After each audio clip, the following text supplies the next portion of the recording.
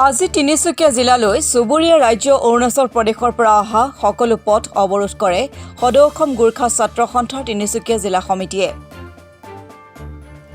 পুৱা ৭ বজাৰ পৰা প্ৰায় ৫ ঘণ্টা সময় অৱৰোধ কৰে মাৰ্ঘেৰিটা সংযোগী নামদাং গেট, পেঙেৰি সংযোগী বৰডুমছা গেট, জাগুন সংযোগী জয়ৰামপুৰ আৰু নামচিক গেট। ইয়াৰ উপৰি অৱৰোধ কৰে কাকপথাৰ সংযোগী ডিৰাক গেট, শদিয়া সংযোগী সোণপুৰা গেট।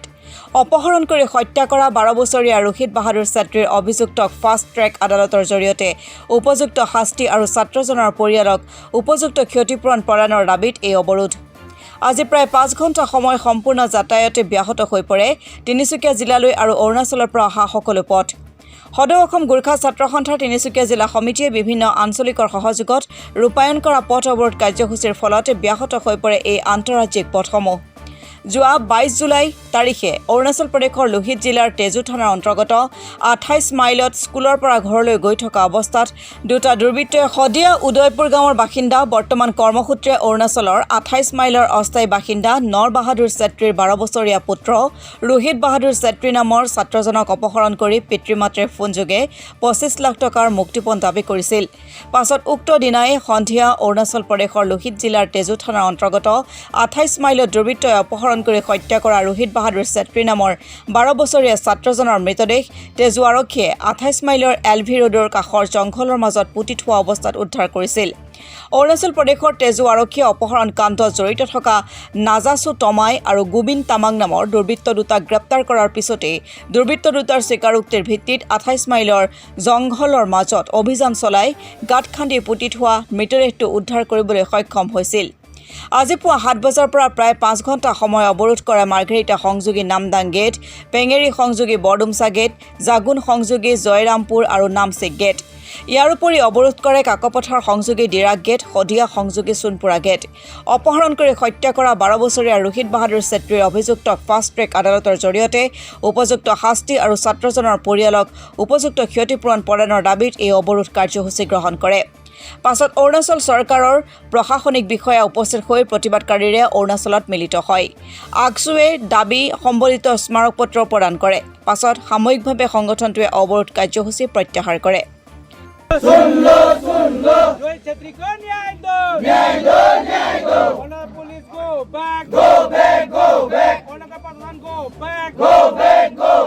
हमारी लड़ाई न्याय की लड़ाई, न्याय की लड़ाई, न्याय की लड़ाई। जोली से जोली बोल, हमार हंगाम जोली से बोल, जोली से जोली बोल, जागी से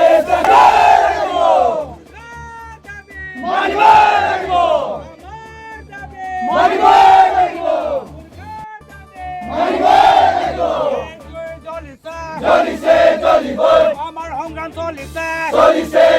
बोल, जोली से जोली बोल, हमार हंगाम जोली से बोल, हमार दाबी, हमार दाबी, पुलिस हाय हाय हाय हाय हाय हाय, सरकार हाय। একচুৱেলি চব আজি সকলোৱে গম পায় যে আজি এই পথ অৱৰোধ কাৰ্যসূচীটো কিয় কাৰণে হাতত ল'বলগীয়া হ'ল। আজি অসম আৰু অৰুণাচলত যি সীমামূৰীয়া অঞ্চলত থকা আমাৰ যি গোৰ্খা জনমানুষ আছে, সেই জনসাধাৰণ দিন প্ৰতিদিন অৰুণাচলৰ যি কাল্পিত হত্যাকাৰীয়ে হত্যা কৰি আজি কেইবাটাজন আমাৰ গোৰ্খা সম্প্ৰদায়ৰ লোকসকলক হত্যা কৰা হৈছে। কিন্তু আজি যিটো হত্যাত ঘটনা হ'ল, যি ৰোহিত ছেত্ৰী ভাইটিক, যি 12 বছৰীয়া এজন ছাত্ৰক যি স্কুল পৰা আহি থাকোঁতে যি ৰাস্তাৰ পৰা কিডনেপিং কৰি যি ধন ডিমাণ্ড কৰিছিলে, পইচা ডিমাণ্ড কৰিছিলে, সেই পইচা দিয়া নোৱাৰ কাৰণে আজি এই ভাইটিক মানে হত্যা কৰি দিয়া হ'ল। কিন্তু আজি আমি সদৌ অসম গোৰ্খা ছাত্ৰ সন্থা আজি সেই দিন পৰা আমি লাগি আছোঁ। কিন্তু আমি কৈছিলোঁ সদৌ অসম গোৰ্খা ছাত্ৰ সন্থা তিনিচুকীয়া জিলা সমিতি আৰু সম আঞ্চলিক সমিতি হৈ এটা আমি দাবী উত্থাপিত কৰিছিলোঁ অসম চৰকাৰ লগতে অৰুণাচল চৰকাৰ অৰুণাচল প্ৰশাসনক। কিন্তু আমাৰ এই দাবীখন কিন্তু অৰুণাচল চৰকাৰে অৰুণাচল প্ৰশাসনে কোনো গুৰুত্ব দিয়া আমি দেখি পোৱা নাই। কিন্তু আজিলৈকে তেওঁলোকে আমাৰ কিবা ৰেছপন্স দিব নেকি বুলি আমি আশা কৰি আজিলৈকে আমি থাকিলোঁ। কিন্তু আজিলৈকে কোনো ৰেছপন্স নিদিয়াৰ বাবে আজি আমি এই হজিয়াৰ পৰা চাংলাং গেটলৈকে আমি যি অসম আৰু অৰুণাচল সীমান্ত যি গেটবিলাক আছে সেই গেটবিলাক আমি বন্ধ কৰিব বাধ্য হৈছোঁ আৰু আমি আপোনাৰ এই মিডিয়া আপোনাৰ এই ছ'চিয়েল মিডিয়াৰ যোগেদি আমি ক'ব বিচাৰিছোঁ অৰুণাচল চৰকাৰে যদি আমাৰ এই গোৰ্খা ছাত্ৰ আন্দোলনৰ ডিমাণ্ডবোৰ আমাৰ দাবীবোৰ যদি মানি নলয় কিন্তু আমি এই কাৰ্যসূচী আমি সদায় চলি থাকিব আমাৰ কোনো সময়সীমা আমাৰ বান্ধি দিয়া নাই আৰু আমি এই কাৰ্যসূচী মানে অনিৰ্দিষ্টকাল বাবে আমি কৰি গৈ থাকিম আমার দাবি গোর্খা ছাত্র অন্তর দাবি গোর্খা ছাত্র অন্তর দাবি উই ওয়ান্ট জাস্টিস উই ওয়ান্ট জাস্টিস ইনকলাব জিন্দাবাদ উই ওয়ান্ট জাস্টিস আকসু লং লিভ আকসু লং লিভ গোর্খা ছাত্র আন্দোলন তিনিচুকীয়া জিলা সমিতিয়ে আমাৰ তিনিচুকীয়া জিলাত আমাৰ পৰ্যটক ৰোহিত বাহাদুৰ চেত্ৰীৰ যি হত্যাৰ কেন্দ্ৰ কৰি আমাৰ অৰুণাচল চৰকাৰক মেমৰেণ্ডাম স্মাৰক পত্ৰ প্ৰদান কৰিছিলে অৰুণাচল চৰকাৰে কিন্তু একো আওকাণ নিদিয়াৰ কাৰণে যোৱাকালি এটা সিদ্ধান্ত হ'ল যে আমি তিনিচুকীয়া জিলাৰ ভিতৰত থকা যিমান সীমান্তৱৰ্তী গেট আছে সেই গেটত আমি প্ৰতিবাদী কাৰ্যসূচী আমি গ্ৰহণ কৰিম আজি আমি প্ৰতিবাদী কাৰ্যসূচী গ্ৰহণ কৰি আছোঁ আমাৰ দাবীসমূহ হ'ল যে সেই দুষ্কৃতিকাৰীয়ে যি ৰোহিত বাহাদুৰ চেত্ৰী ছাত্ৰৰ যে পঞ্চম বা চতুৰ্থ শ্ৰেণীৰ ছাত্ৰৰ যি অপহৰণ কৰি হত্যা কৰা হ'ল সেই হত্যাকাৰীক ফাঁচীৰ সজা হ'ব লাগিব মানে ফাঁচী হ'ব লাগিব তাৰ পাছত আমাৰ যি ভুক্তভোগী পৰিয়াল আছে সেই পৰিয়ালত এককালীন সাহায্যৰ বাবে 50 লাখৰ কাৰণে আমি দাবীসমূহ জনাইছিলোঁ সেই দাবীসমূহ পূৰণ হ'ব লাগে আমি সেই পূৰণ নোহোৱাৰ কাৰণে আমি ইয়াৰ আগতে মেমৰেণ্ডামটো কিন্তু দিছিলোঁ সদ্যাত মেমৰেণ্ডাম দুয়ো পক্ষৰ অৰুণাচল প্ৰশাসনৰ অসম প্ৰশাসনৰ আপোনাৰ সাক্ষাতত দিয়া হৈছিলে কিন্তু সেই মেমৰেণ্ডাম স্মাৰক পত্ৰ দিয়া স্বত্তেও অৰুণাচল প্ৰশাসনে একো আওকাণ কৰা নাই অৰুণাচল প্ৰশাসনৰ গা লৰা নাই অৰুণাচল প্ৰশাসনে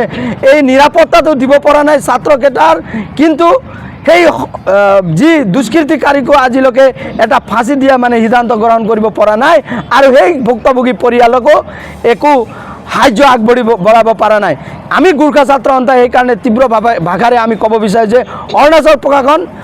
অৰুণাচল চৰকাৰ অতি সোনকালে অনতিপলমে যদি এই আমাৰ দাবীসমূহ পূৰণ নকৰে তেন্তে সদৌ অসম গোৰ্খা ছাত্ৰ সন্থাই আজিৰ দিনটোৰ পৰা কালি দিনটোলৈ আমি যিকোনো জঙ্গী আন্দোলন গঢ়ি তুলিবলৈ আমি সাজু আছোঁ কিন্তু ক'ব বিচাৰিছোঁ আমি এই আপোনালোকৰ চেনেল যোগেদি আমাৰ অৰুণাচলত যিমান আছে বসবাস কৰা সকলো জাতি জনগোষ্ঠীক আমি সন্মান জনাওঁ আৰু আমি দুষ্কৃতিকাৰীয়ে কেতিয়াও দুষ্কৃতিকাৰীক আমি কেতিয়াও হেৰি নিদিওঁ প্ৰসাৰ নকৰোঁ আমি বিচাৰোঁ যে এনে দুষ্কৃতিকাৰীক আপোনালোকেও শাস্তি পোৱাক বুলি আপোনালোকে ওলাই আহি আমাৰ সহযোগ কৰিব বুলি গোৰ্খা ছাত্ৰ সন্থাৰ সহযোগ কৰিব বুলি আমি আশা ৰাখিছোঁ আৰু প্ৰতিটো ছাত্ৰৰ নিৰাপত্তাৰ কাৰণে প্ৰতিটো অঞ্চলৰ আমাৰ অৰুণাচলৰ বসবাস কৰা সকলো জাতি জনগোষ্ঠীৰ সিহঁতৰো যে অকণমান সজাগতা আহক যে ছাত্ৰ ছাত্ৰীৰ নিৰাপত্তাৰ কাৰণে আপোনালোকেও গোৰ্খা ছাত্ৰ সন্থাক আজি সহায় সহযোগ কৰিব আৰু এই প্ৰতিবাদী কাৰ্যসূচীক সফল কৰিব বুলি আমি আশা ৰাখিছোঁ ধন্যবাদ গোৰ্খা ছাত্ৰ সন্থা তিনিচুকীয়া জিলা সমিতিয়ে বাধ্য হৈ এই প্ৰতিবাদী কাৰ্যসূচী ল'বলগীয়া আছে কাৰণ যোৱা 22 জুলাই তাৰিখে শদিয়া নিবাসী ৰোহিত বাহাদুৰ চেত্ৰীক অৰুণাচলৰ যি দুষ্কৃতিকাৰীয়ে অপহৰণ কৰি তাৰপিছত ধন দাবী আৰু শেষত তেওঁক হত্যা কৰা হৈছে এইটো নিৰ্মমভাৱে হত্যা গতিকে আমি বাৰম্বাৰ সদৌ অসম গোৰ্খা ছাত্ৰ সন্থা তিনিচুকীয়া জিলা সমিতিয়ে বাৰম্বাৰ অৰুণাচল প্ৰশাসনক আমি সেই পৰিয়ালবৰ্গক ন্যায়ৰ দাবী জনোৱাৰ পিছতো অৰুণাচল প্ৰশাসন বা অৰুণাচল চৰকাৰে অকণো পজিটিভ ৰেছপন্স নিদিয়াৰ কাৰণে আজি আমি বাধ্য হৈ এই প্ৰতিবাদী কাৰ্যসূচী হাতত ল'বলগীয়া আছে কাৰণ এই আজি আমি এটি লৈছোঁ প্ৰতিবাদী কাৰ্যসূচী লৈছোঁ ইয়াৰ পিছতো যদি অৰুণাচল প্ৰশাসনে কোনো পজিটিভ তেনেকুৱা ৰেছপন্স নিদিয়ে তেন্তে ইয়াতকৈ আমি বৃহৎ আকাৰে আমি প্ৰতিবাদী কাৰ্যসূচী ল'বলৈ বাধ্য হ'ম